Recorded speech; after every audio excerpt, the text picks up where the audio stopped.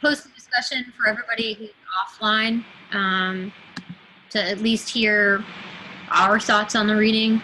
And then I'll post that to the discussion board. That way they can literally watch the discussion and then put their comments about the reading sort of asynchronously. What do we got in the chats?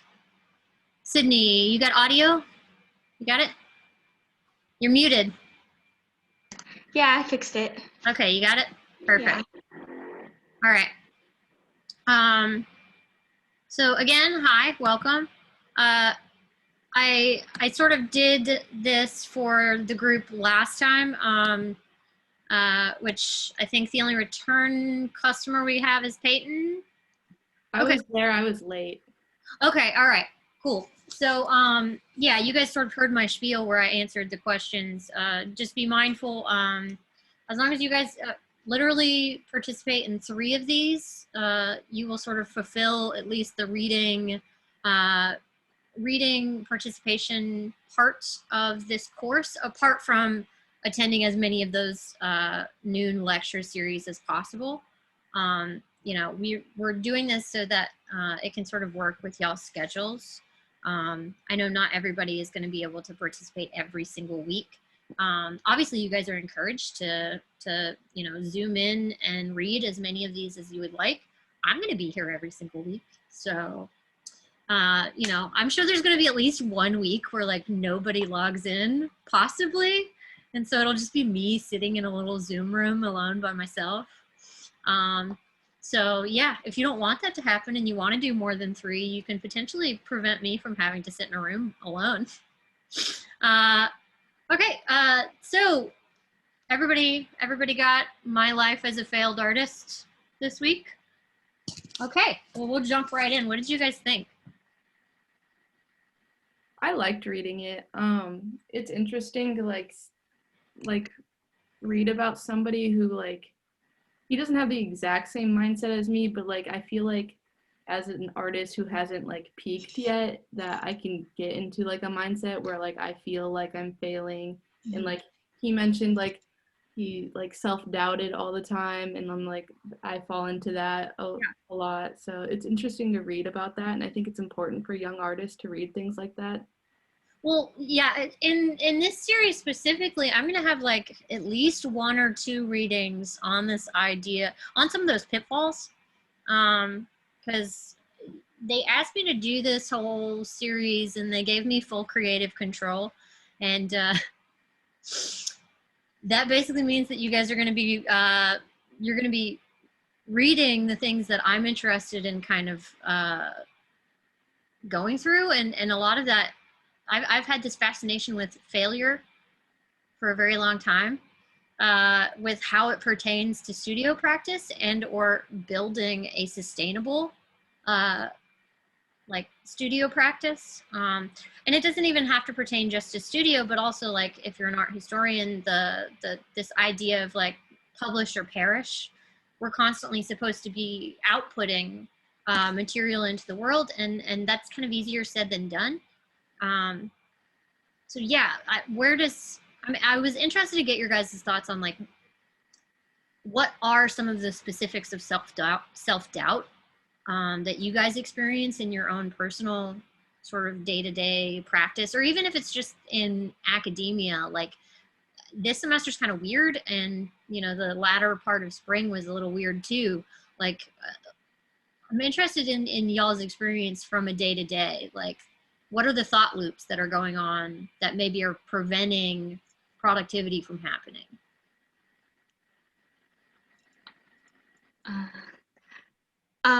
Well, one of the points he brought up that I found really relatable when he was talking about being jealous of others. Like, I know probably many of us have felt jealous of others at some point or another. I know when I first started out doing art and stuff, a lot of my friends also did art. And like, I always thought their art was so much better than mine. So that kind of made me feel self-conscious about my own art. But then I also realized that the reason they got that good was through practice. So Well, it's also like, you know, it's comparing apples to oranges, right? So like you're looking at their art and you're finding value in it, but if you're placing your art next to their art and trying to say that they're even comparable at all, you're like, that's, there's fault in that to begin with, because like you can only make your art and they can only make their art. And so I think, yeah, I thought that was kind of interesting, because I was sitting there, he was talking about this idea that like every single artist needs to like be making something from a genuine place. And I've seen so many people, they get into that jealousy mindset, or they try to figure out what somebody else is doing to be successful, and they start not making their own art, but what they think other people want to see. So I think that's an excellent point. Like also it just gets worse. Like it gets so much worse because like you guys are in undergrad, right? So like I'm sure, you know, if you're being a real go-getter, you're like applying to shows or doing like the juried student exhibitions that we do every year. You know, and you want to get into that kind of stuff, but it's like once you guys get out of academia, you're going to be, it all is going to ride on you and what you do to make your career move forward. So you have to apply to open calls, you have to apply to residencies, you have to do all of that legwork yourself. And I'll just go ahead and tell you right now, like every single person that I know that is a creative has had to ride the rejection letter train. Some more than others. And that jealousy is going to be really strong, especially when you have one of those friends that ends up just getting accepted to almost everything that they apply to. And it is infuriating. And you sit there and you're asking yourself, like, what are they doing right and what am I doing wrong? And I think the sooner you recognize those patterns of thought and that you are doing that, is great. Like the fact that you're already there and you recognize that you're doing it, it means that you can sort of start the practice of conditioning yourself to stop doing it, or at least to reframe the perspective. You know, we talked a lot about perspective last week with last week's reading. It's like, it's a conscious choice of how to think about things. And so instead of being jealous of the person, you can be like, you know what, they deserved that. Like, good for them. And then, you know, through that, maybe, maybe you tell them that, and then maybe you become stronger friends with that person. And there's the potential for a positive to come out of it rather than a negative. What else? What are some of the other thought loops going around this semester? What do you got, Sammy? So I think it's true about comparing yourself to like other students in the class, because like on some assignments I'll wait until like other people start posting what they're doing to see like kind of what everyone else is doing before I would start on mine. So like kind of hard not to compare yourself with other students. Why do you think you're doing that? The apprehension, I guess. I don't know. I just like kind of don't want mine to be like the only one that like does it like wrong. Kind of. I think, well, first of all, I'd say, I think we got somebody else entering. Hey, Hannah. First of all, I think that's you're placing judgment on what you're making, and I would say to that is not our job. Our job is just to make it. And then the rest of the world gets to decide if it's good or not. Our job is to just like put it out there. So I would suggest that you sort of keep that in your mind whenever you're making something, and like anytime you find yourself like saying like, oh, I think I'm doing this wrong, or placing judgment on it, just remind yourself that like it's not your job. I mean, I realize that there's higher stakes and like there's like passing the class is an issue. But yeah, if you're afraid of doing something wrong, you can always ask. And also, who's to say what is wrong? And I feel like there's a very thin line between something being wrong and something being innovative. And so to one person, it might seem incorrect, but to another person, it might seem like the next step in the evolution of whatever you're doing. Because sometimes in the studio, it feels wrong.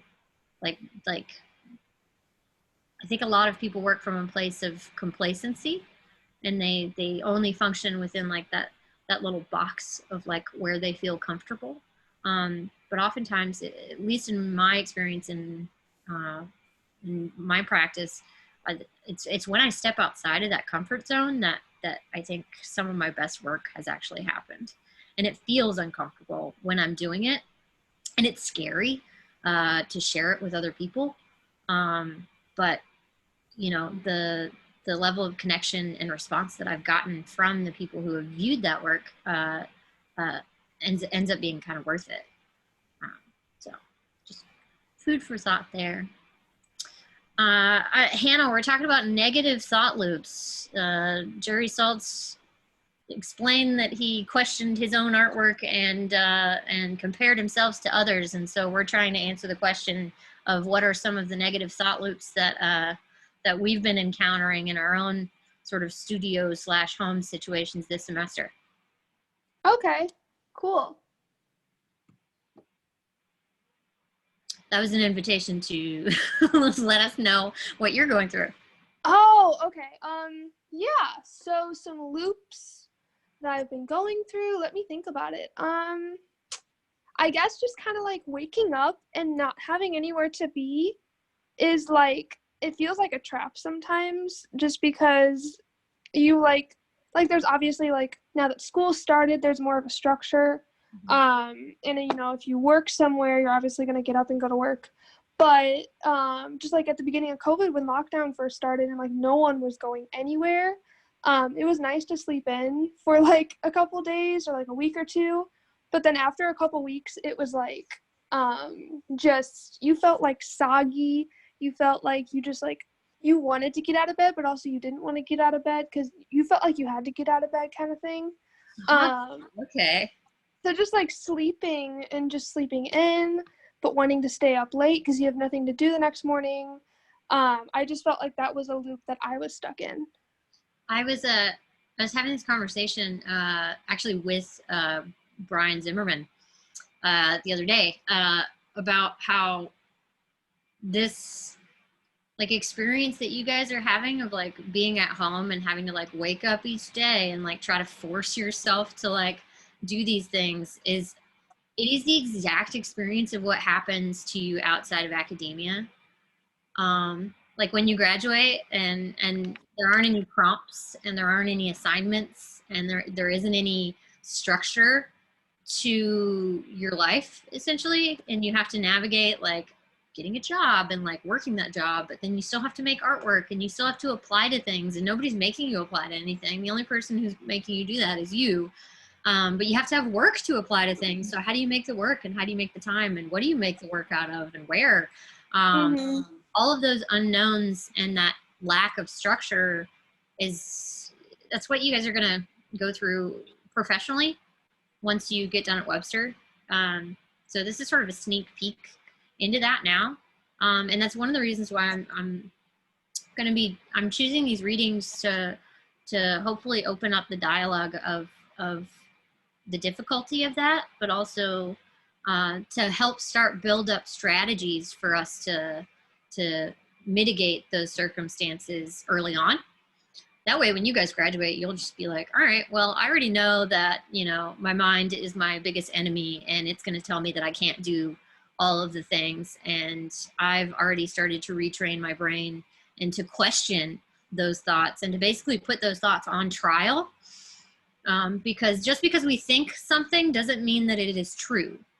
A lot of the times we have these thoughts and they're not actually accurate to the situation. The situation can be very different. It's just that happens to be our mindset for the day. Like I think it's really funny. Like I definitely like highlighted some of the earlier parts of this reading because he sort of talks about being an artist in this very overly romantic like flowery way. And I think the day in and day out of being an artist isn't like, it is not this romanticized notion of like, I believe what he said is, it pains me because nothing in my life has given me the boundless psychic bliss of making art for tens of hours at a stretch for a decade in my 20s and 30s, doing it every day and always thinking about it, looking for a voice to fit my own time, imagining scenarios of success and failure, feeling my imagined world and the external one merging in things that I was actually making. Like, he talks about it in this flowery, like, way that like it's this beautiful, amazing thing, and you get blissed out on working in your studio. And I don't know about you guys, but that's not how I feel most of the time. Like, when I'm working on something, like, it is a struggle. Like, to even show up that day, it's a struggle. So yeah, I question, you know, whether or not you guys agree with it. I mean, maybe the internal thing that you get out of it, like, eventually you, like, as an artist, why do you guys make art? What's going to make you show up every day? Do you guys know the answer to that question? Like, why did you pick art as a you know, degree fields in the first place? In all honesty, I'm not really good at anything else. I would say that that's a perfectly valid answer, and that's what a lot of artists would say. Well, and I think it's kind of interesting, you know, my family members are always like, I don't think they actually know what I do.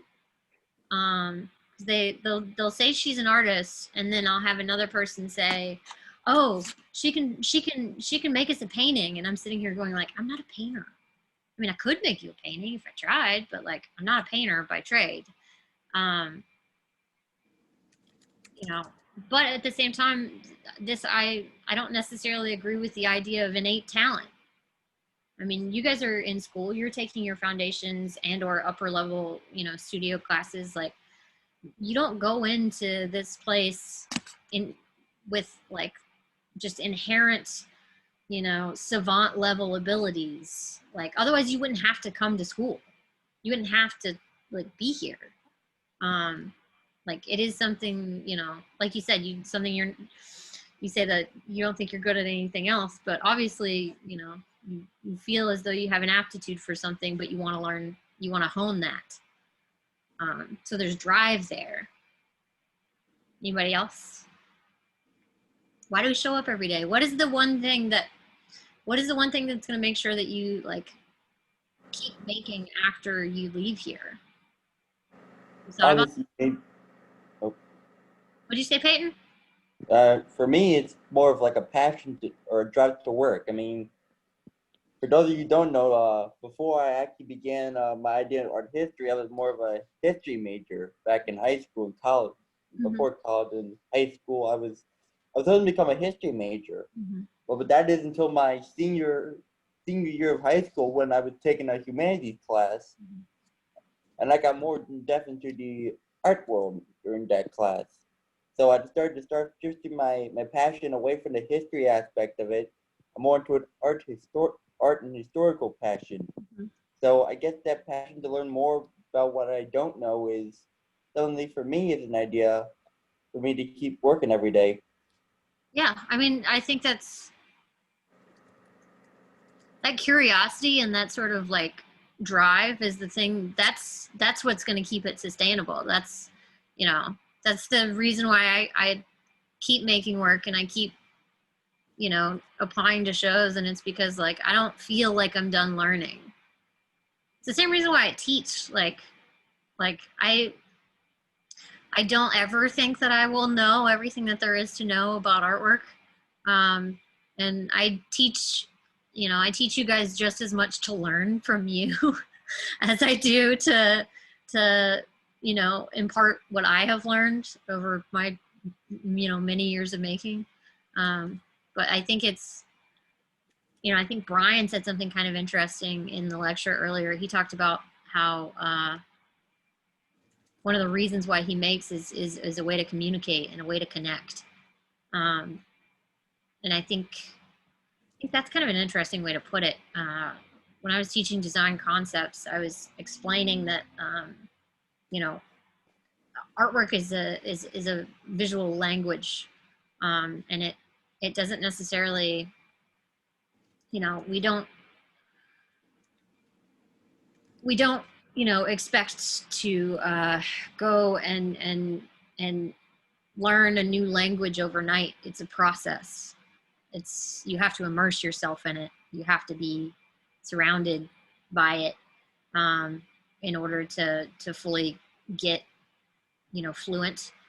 I think that kind of speaks to, you know, Jerry talked about this idea of like community being a big part of what he loved about Chicago, and what he felt as an artist, that he said that was like half of the artist's job was to be surrounded by other creative people. So yeah, I definitely wrote down like how do you guys feel about community? Like, what is the impact of community in what you guys make? You know, because it's shifting. Like, I think crits are going to be held differently from class to class, and you know, data reviews and all of that stuff it's different now. But I suppose in some ways it can be better, it can be worse. I don't know if you guys are like connecting as a community outside of your classes. I know some classes are individually getting together and then creating their own like Zoom groups where they just go and hang out, and like, I guess it's like a virtual like studio group where they just work from home together. I don't know. I definitely think it's important to like stay connected with your peers. Like even like over the summer when we're not in classes, like I'm constantly like messaging my friends who are all artists, and like we like touch base on where we're at with like our own personal work and all that stuff. And like I'm definitely more inspired when I'm looking at other people's work. Like even just like looking at social media, like I find a lot of inspiration from there. Like a lot of my work is not like copies of other people's work, but it's definitely directly inspired from people that I see and like who I surround myself with. So I mean, I made a note of this part where he said, let's us and our friends start an artist run gallery. And then they did, and then it just immediately took off like from the ground. And then like he immediately had 2 solo shows that like sold out entirely. And then he got a positive write-up in Artforum. So like there were these moments where I was seeing that and I was like, that, or when he was describing being an artist, and he had like a giant warehouse studio space across from their artist run gallery space. And like there were buckets because there was water dripping or whatever, but he had all of this studio space and he only paid like $100. And I was like taking all of that information in and sitting there going like, okay, your life as a failed artist. I was like, you got a positive write-up in Artforum. Like you got an entire 2 solo shows sold out where you actually sold pieces. Like I had a jealousy moment of Jerry Saltz while reading this. I was like, how is that failure? It sounds like you weren't failing at all. But I also wrote down this idea that was only possible to do an artist run gallery, to be able to afford not only to rent a gallery space, but also a massive studio space. All of those things were something that like were possible in the 1970s, but those options don't necessarily exist now. And so I was looking at all of that and I was just like, okay. I was like, well, that's wonderful that he was able to do that, but that was also a different era, a different time. And so how can you guys sort of do not the same thing, but equivalent community building, and artist run type exhibitions and things like that, where you get together as a group and you figure out a way to showcase one another's like talents and work? How do you do that in sort of this day and age with the limitations of like not being like a baby boomer, but rather, you know, this new generation with this new set of tools? Yeah, so I actually, in addition to like my graphic design work that I do, and like the paintings that I make, I also design clothing. And I was actually going to host a fashion show at my house at the beginning of October. Nice. So that's one way I'm gonna like, you know, show off my art, just kind of get people in my clothes. Yeah, and it's gonna be like socially distant, so people are gonna like stand apart from each other or like sit apart from each other. So yeah. You should, when you get the details of that, you should share that with Alex so she can share it with the department. Okay. Yeah, I will totally. Any other people putting together projects or community-based stuff or thinking about that?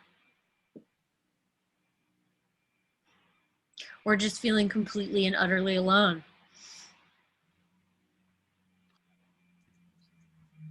It's weird, my performance art class is kind of doing something interesting like that. Like we like perform on camera and we all like take screenshots of each other's work, and then like it's with Carol and she'll have us like message each other like after class and like send each other like notes about our work. So I feel really connected to like my classmates in that way, like even when we're not in class, like Yeah. we're still communicating. So Yeah.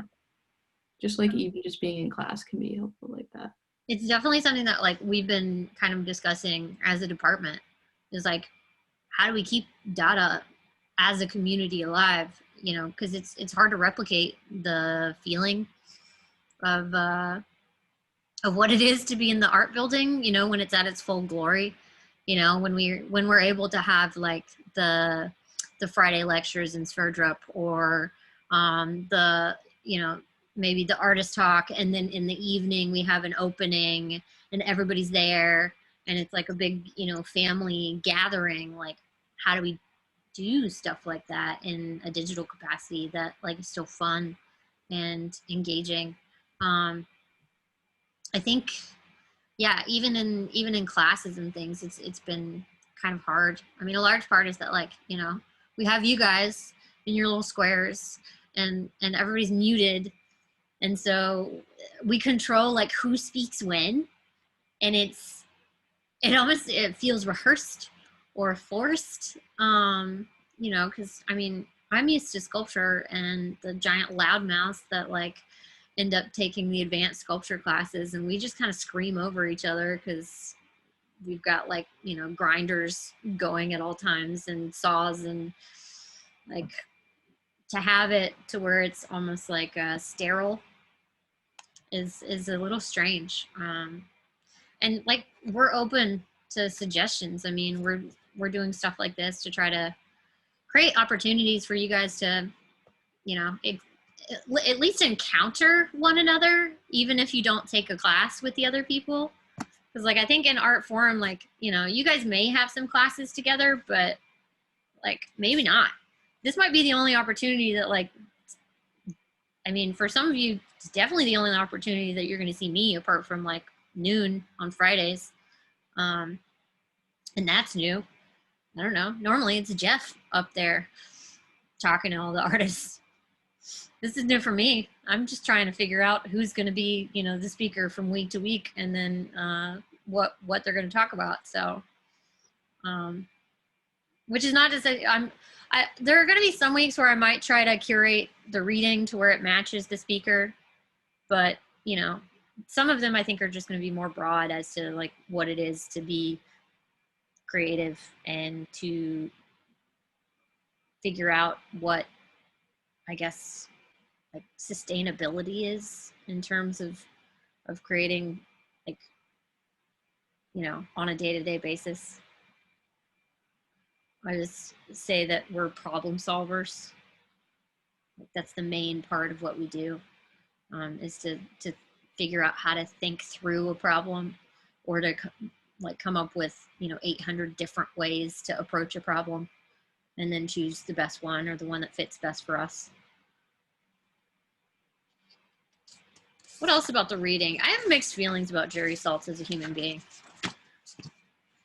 I feel like he tries really, really hard to be relatable. But there are some things that like end up not coming across as relatable to me. I don't know if you guys are familiar with him at all. He's kind of blown up a little bit in recent years as being like sort of the people's art critic, because he does bill himself as being this like relatable guy that like he doesn't like, you know, the art fairs or the like corporate structure of art, and he just wants to go and only talk to the artists. But at the same time, it's like I went to one of the art fairs up in New York, and I literally saw him go from booth to booth and talk to the artists that had their artwork up. And I literally overheard at least one conversation where he was telling a woman what type of painting she should be making. Like she had like two kind of body, like different types of paintings in the gallery. And he said, you should be making more of this and not as much of this. And I was like, okay, that feels like overstepping the critic's role. Because it's the artist's job to, again, create the output. It's the critic's job to just say whether or not it's good and why it's good or bad.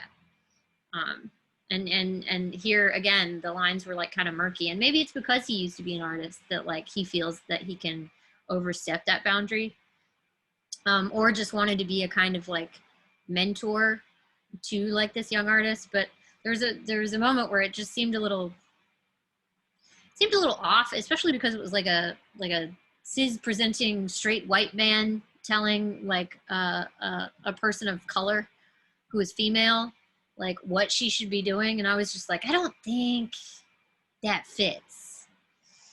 But granted, that was just like my experience of something that I overheard because I randomly happened to be following Jerry Seltz around an art fair. But I don't know, just a thought. So it's one of the reasons why I chose this reading, because I want to get to know him better. And he released a book too that I ordered, that I might share another segment from, just because I'm trying to piece out how I feel about him as a critic, you know, from an artist standpoint, because, you know, as artists, critics are the enemy. You know, like they're the ones that we're fearful of when we put our stuff out there.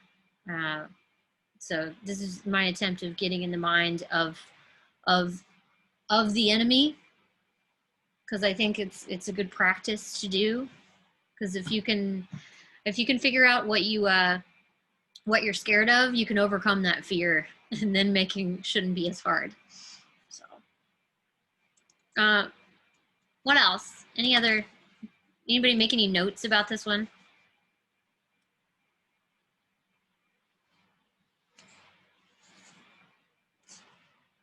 I mean, we sort of talked about our battles, right?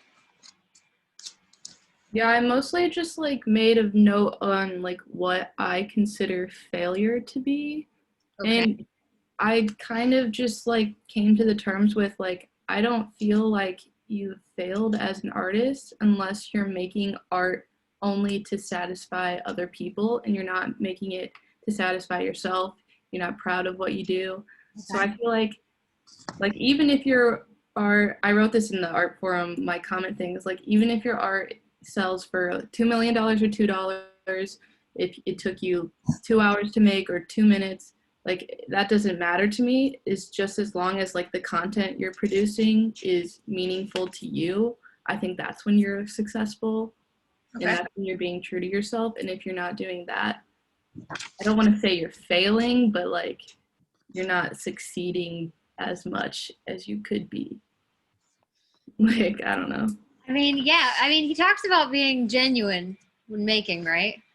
But then, you know, it's like he ended in that critic way, right? You know, so he ends it with that story about like he found the portfolios of his paintings and he showed them to his wife, who is the New York Times art critic, Roberta Smith. Shows them to his wife and he's like, aren't these great?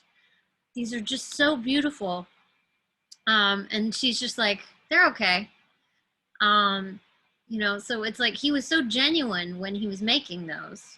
He was being true to himself, and yet at the same time, like, you know, it was viewed as being okay. And so, you know, I especially liked the phrase that he kind of tried to end it on, which is all bad poetry springs from genuine feeling. It is the best intentions. It is with the best intentions that the worst work is done. So I was interested in what you guys thought about that, because that's I think that's one of the main, you know, sources of anxiety as an artist, is just being like, okay, this is something very personal. This is something that I believe in, and I'm wholeheartedly going to put it out there. But what if it's bad? Anybody? I think that's just a risk you have to take. Right? Yeah. Well, it's one of the reasons why I always remind people that it's not your job. Yeah. Like, some of the stuff we make is going to be bad. Like, I literally look back at some of the stuff that I made when I was an undergrad, and I'm like, no, why? Like, but that's also like why you get to edit. You get to edit what you put on your CV. You get to edit what you put on your website. You know, you can pick and choose what you present to the world.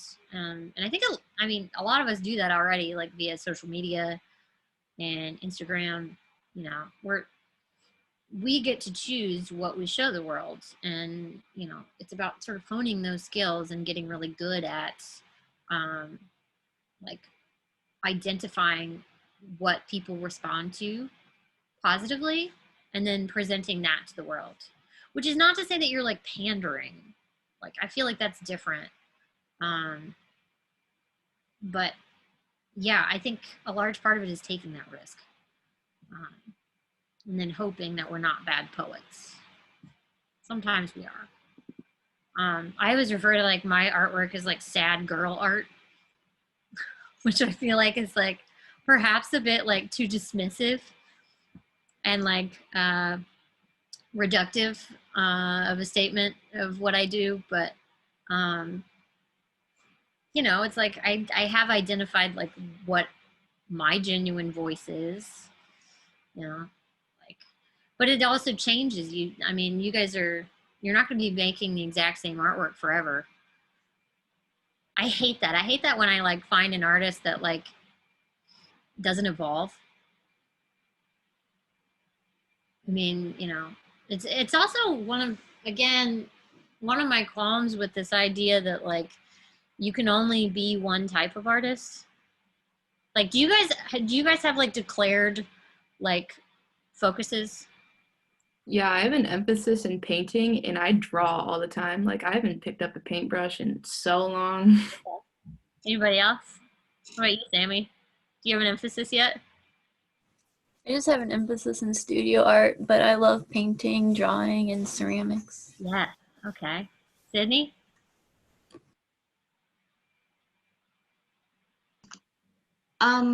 Well, my major is graphic design, but I kind of like all types of art, Okay. digital, painting, drawing. Nice.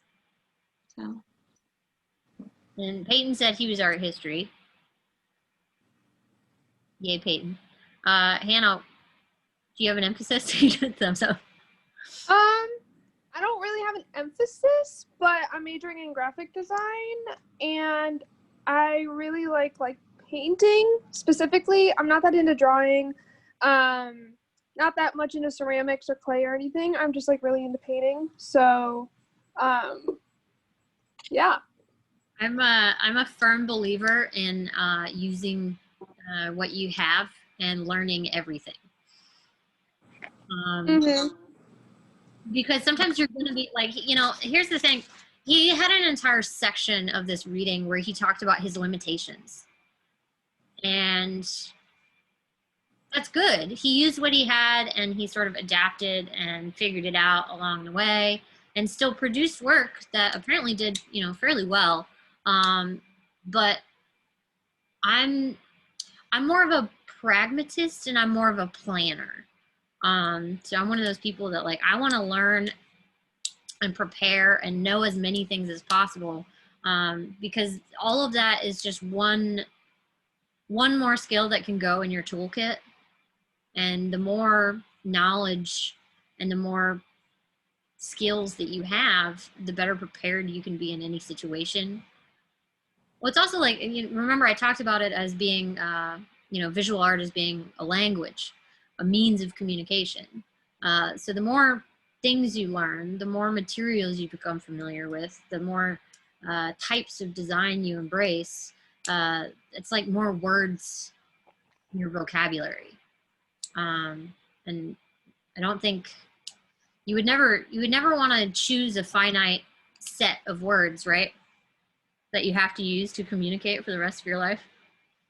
That would be terrible. People wouldn't be able to understand you.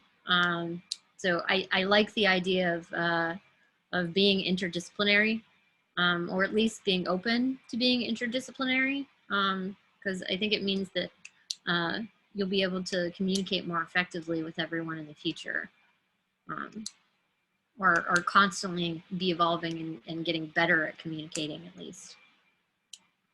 All right. Any other thoughts? What else we got? Sorry, I'm looking at my question notes.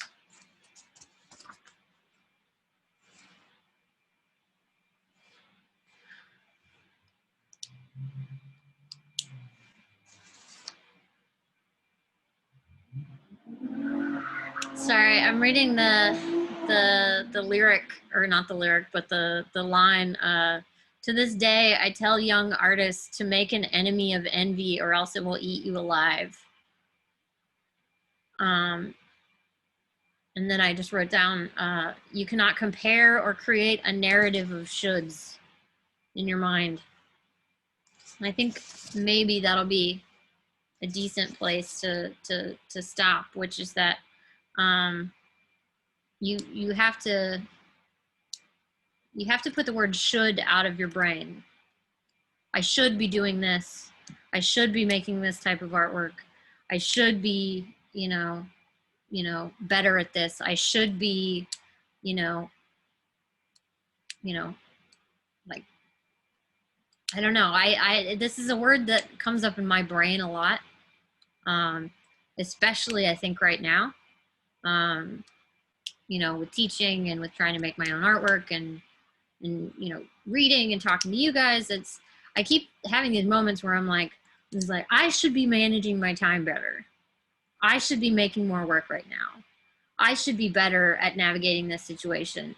And what I realize is that by framing everything through this language of should, I'm judging what I actually am doing rather than, giving myself credit for the things that I'm getting accomplished. And so I think it's starting from a negative place. And so I think if you actually take that language and sort of cut that one word out of your thinking process, you can start to appreciate what you're actually accomplishing on a daily basis a little bit better, and maybe gain motivation from that, and hopefully start to create even more things, because you won't be sort of regretting what you didn't do. You'll be celebrating what you did do. So it's just a note that I said. I hope that you guys all have the fortitude to fail and the gumption to be yourself, because that is I think what Jerry wants for all artists. If you're strong enough to fail and fail fantastically, I think you'll do well. Right? Any other final comments, advice? Any announcements? Does anybody have any announcements that they want to make? Something coming up? No? All right. Well, thank you for joining me this week. And I will hopefully see some of you guys next week. All right. Have a good weekend, you guys. It's a 3-day holiday. We got a 3-day weekend. Go do something fun. All right. Bye. Bye. Thank you. Bye, Rachel. Bye, Peyton. Bye, Sammy.